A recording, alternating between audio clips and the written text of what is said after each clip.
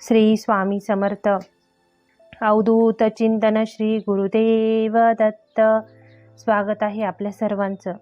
प्रत्येक व्यक्तीला आज पडणारा प्रश्न म्हणजे आर्थिक स्थिरतेबाबत.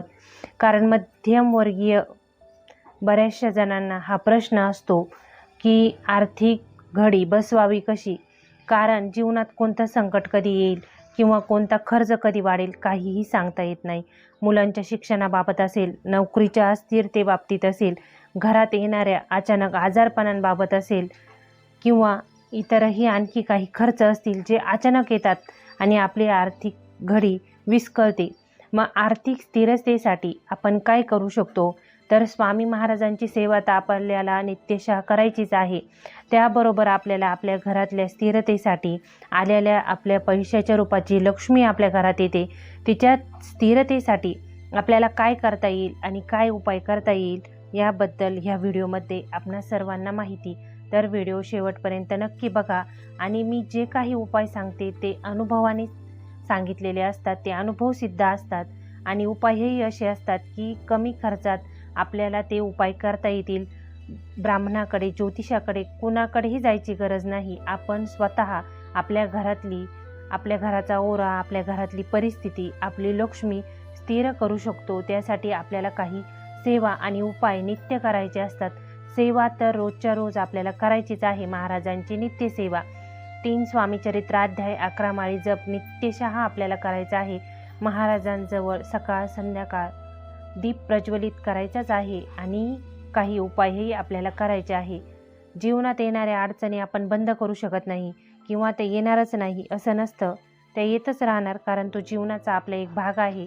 पण आपण काही उपाय केले तर आपल्याला त्या संकटातून मार्ग निघतो आणि आपली लक्ष्मी कमीत कमी स्थिर होते. जी चंचल लक्ष्मी आहे ती स्थिर होते. त्यासाठी आपल्याला काही उपाय करायचे असतात. मी आज तुम्हाला असंच एक आर्थिक आपल्या स्थिरतेसाठी उपाय सांगणार आहे. तर हा उपाय खूप अनुभवसिद्ध आहे. आपण सर्वांनी नक्की करावा असा उपाय आहे आणि सोपा आहे. तर आपल्याला काय करायचं आहे? सर्वप्रथम तुम्हाला अष्टगंध, जो आपण देवाला रोज आपल्या गंध लावतो, तो अष्टगंध घ्यायचा आहे. त्यानंतर तुम्हाला एक माळ लागणार आहे.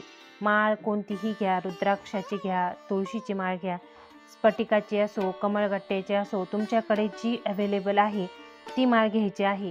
त्यावरती तुम्हाला 11 माळी ओम द्रा चिरंजीविने नमः या मंत्राचा जप करायचा आहे. मंत्र मी डिस्क्रिप्शन बॉक्समध्ये लिहून देणार आहे. मंत्र छोटा आहे, पण काहींना मंत्र पठण जमत नाही, त्यामुळे मी हा मंत्र तुम्हाला डिस्क्रिप्शन बॉक्समध्ये लिहून देणार आहे. त्यामुळे हा मंत्र तुम्हाला 11 माळी पठण करायचा आहे. ओम द्रां चिरंजीविने नमः हा दत्त महाराजांचा मंत्र आहे. हा मंत्र तुम्हाला 11 माळी जप करायचा आहे. दत्त महाराज म्हणजे विष्णू भगवानांचे प्रथम अवतार. जे पृथ्वीवर विष्णू भगवानाने अवतार घेतला तो दत्त महाराजांचा. गुरु रूपातला, ज्या जगाचं अख्ख्या गुरुपद घेतलं त्या दत्त महाराजांचा मंत्र आपल्याला 11 माळी जप करायचा आहे. आणि त्यानंतर आपल्याला एक पांढरा कागद घ्यायचा आहे. वहीचा घ्या, कशाचाही एक पांढरा कागद घ्यायचा आहे. पूर्ण पांढरा असला पाहिजे. त्या कागदावर तुम्हाला चिमूटभर अष्टगंध घ्यायचा आहे. आता अष्टगंध चिमूटभर घेतल्यानंतर त्यात तुम्हाला 4 नागकेशराचे दाणे तुम्हाला घ्यायचे आहेत.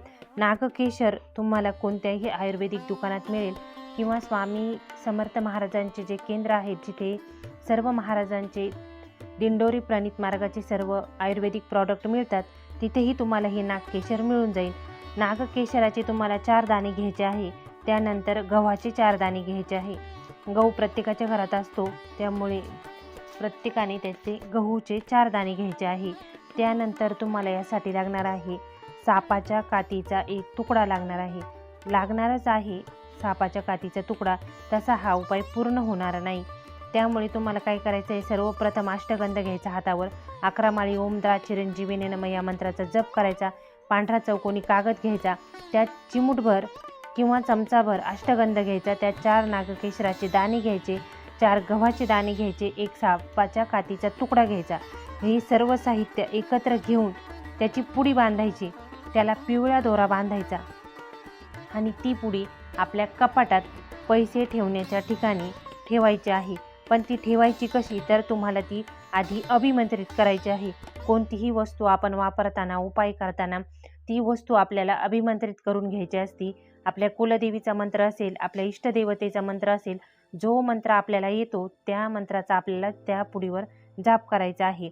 आता आपण आधी 11 माळी ओम द्रा चिरंजीवेने नमः मंत्र जप केलेलाच आहे. पण ती पुडी पुन्हा अभिमंत्रित करण्यासाठी आपण स्वामी महाराजांचा ओम श्री स्वामी समर्थाय नमः हा मंत्राचा जप करायचा आहे. ओम प्रणय उच्चारून आपल्याला ह्या मंत्राचा जप करायचा आहे. त्यानंतर आपल्याला काय करायचं आहे की 37 रुपये घ्यायचे आहे. 37 रुपये घ्यायचे आहे, म्हणजे 37च घ्यायचे आहे. 1 रुपये कमी नाही, 1 रुपये जास्तही नाही. 37 सुट्टे कॉईन घ्यायचे आहे तुम्हाला. आणि ही सर्व पुडी आणि ते 37 रुपये तुम्हाला कायमस्वरूपी आपल्या कपाटात ठेवायचे आहे. ठेवलेले 37 रुपये तुम्हाला कधीही खर्च करायचे नाही. ते तुम्हाला वाटल्यास तुम्ही त्या पुडीबरोबर ती पुडी बाजूला आणि ते 37 रुपये लाल कापडामध्ये किंवा लाल वस्त्रामध्ये बांधून ठेवायचे आहे. लाल हे लक्ष्मी मातेचं प्रतीक आहे. लाल रंग, आणि लाल रंग हा लक्ष्मी मातेला प्रिय आहे. आणि त्या कापडाला तुम्हाला पिवळ्या दोऱ्याने बांधायचा आहे. पिवळा रंग विष्णू भगवानांचं प्रतीक आहे आणि पिवळा रंग विष्णू भगवानांना प्रियही आहे. हे सर्व 37 रुपये आणि ही पुडी तुम्हाला आपल्या कपाटात ठेवायची आहे. आता ती बदलायची कधी आणि ती अभिमंत्रित कधी करायची, तर पौर्णिमा, शुक्रवार, दिवाळीमध्ये येणारा कोणताही दिवस, धनत्रयोदशीपासून तर दिवाळीपर्यंत कोणतेही येणारे दिवस, त्या दिवसांमध्ये तुम्ही ही पुडी अभिमंत्रित करू शकता. आता यातलं साहित्य खराब झालं, अष्टगंध खराब झाला, गव्हाचे दाणे खराब झाले, तर काय करायचं, वाहत्या पाण्यामध्ये ही पुडी सोडून द्यायची आणि पुन्हा हा उपाय करायचा. उपाय कोणत्या दिवशी करायचा, तर तुम्हाला उपाय करायचा आहे शुक्ल पक्षातल्या कोणत्याही शुक्रवारी किंवा कोणत्याही पौर्णिमेला. कारण शुक्रवार हा शुक्र ग्रहाचा, लक्ष्मी संबंधित ग्रहाचं प्रतीक आहे. शुक्र ग्रह हा लक्ष्मीकारक आहे आणि शुक्रवार हा लक्ष्मी मातेचाही दिवस आहे.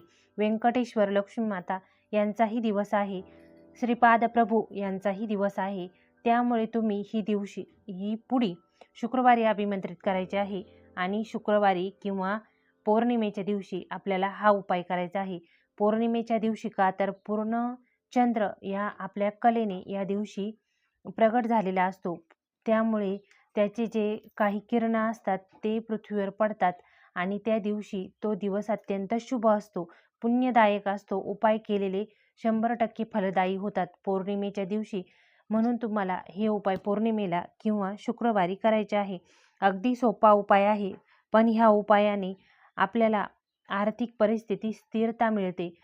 परिस्थिती स्थिरता मिळते म्हणजे असं नाही की आपल्याला कुठून पैशाचा पाऊस पडला किंवा आपल्याला काही पैसे अघटित मिळाले, असं नसतं. आपण जे काही उपाय करतो ते श्रद्धेने आणि मनापासून केले तर आर्थिक संकट जे आपल्यावर येतात त्यामध्ये आपल्याला मार्ग सापडतो आणि आपल्या घराची आर्थिक स्थिरता वर्षभर टिकून राहते. हा उपाय तुम्ही एकदा करून बघा, वर्षभर अनुभव घेऊन बघा. नक्की याचा चांगला रिझल्ट अनेक लोकांना आलेला आहे. तर हा उपाय नक्की करा. व्हिडिओ कसा वाटला कमेंटमध्ये नक्की विचारा. ह्या उपायाबद्दल तुम्हाला काही प्रश्न असेल तर तेही तुम्ही कमेंट करून विचारू शकता. हा मंत्र मी डिस्क्रिप्शन बॉक्समध्ये देणार आहे, तिथूनही तुम्ही घेऊन या मंत्राचं प्रोच्चारण करू शकता. तर सोपा आणि साधा उपाय आहे, प्रत्येकाने नक्की करा आणि अनुभव घेऊन बघा. आजचा तुमचा दिवस स्वामीमय आणि आनंदात जावो हीच महाराजांचरणी प्रार्थना. सर्वांना स्वामी सतमार्ग दाखवो. श्री स्वामी समर्थ. जय जय रघुवीर समर्थ. धन्यवाद.